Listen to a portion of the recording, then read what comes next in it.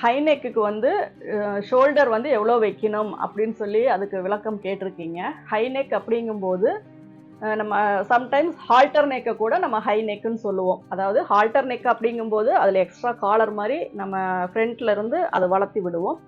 High neck அப்படிங்கும்போது நம்ம நார்மலாக வந்து பேக் கட்டை கொஞ்சம் அதிகப்படுத்தி கூட இல்லை நார்மலாக கட் போட்டு கூட நம்ம வைக்கலாம்.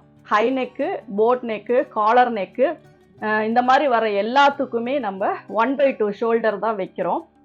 நெக்கினுடைய அகலம் மட்டும்தான் நம்ம எப்படி விருப்பப்படுறோமோ. ஹை நெக் அப்படிங்கும்போது கழுத்தை ஒட்டி பின்னாடி குறுகலாகவும் முன்னாடி அகலமாகவும் வைக்கணும் அப்படிங்கும்போது 2.25 2.5 இன்ச்சு கழுத்தினுடைய அகலம் வச்சா போதும். நல்லா ப்ராடாகவே வேணும். ஆனால் ஹை நெக்காக க்ளோஸ் நெக்காக வேணும் அப்படின்னா கழுத்தினுடைய அகலம் ஒரு 3 இன்ச்சு கூட வைக்கலாம். அதாவது நம்ம ஒரு க்ளோஸ் நெக் வந்து எப்படி வைக்கிறோம் அப்படிங்கிறத பொறுத்து தான் அதனுடைய கழுத்தினுடைய அகலம் நம்ம குறிக்கணும். ஹை நெக் அப்படிங்கும்போது 1/2 ஷோல்டர் தான் மேக்சிமம். கழுத்தினுடைய அளவு கீழே இறங்க இறங்க தான் ஷோல்டருடைய அளவு குறையும். அது வந்து ரொம்ப டீப்பாக போகும்போது ரொம்ப கம்மியாகும். நம்ம ஹையாக வைக்கும்போது ஷோல்டர் அளவு அதிகமாகும். இது ஒன்று தான் ஃபார்முலா. அதாவது ஷோல்டர் அளவு அதிகமாக இருக்குன்னா கழுத்து பின்னாடி க்ளோஸாக இருக்குன்னு அர்த்தம்.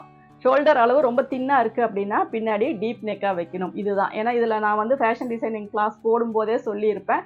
ஒவ்வொரு அளவுக்கும் எவ்வளோ குறைக்கணும், எவ்வளோ அதிகப்படுத்தணும் அப்படிங்கிறதெல்லாம் நீங்கள் முடிஞ்ச அந்த வீடியோஸ் பாருங்கள். இல்லாட்டினா நான் மறுபடியும் அந்த வீடியோஸ் போடும்போது அது உங்களுக்கு யூஸ்ஃபுல்லாக இருக்கும். நீங்கள் வந்து க்ளோஸ் நெக் பொறுத்த வரைக்கும் எல்லாத்துக்குமே நம்ம வந்து 1/2 ஷோல்டர் தான் நம்ம வைப்போம்.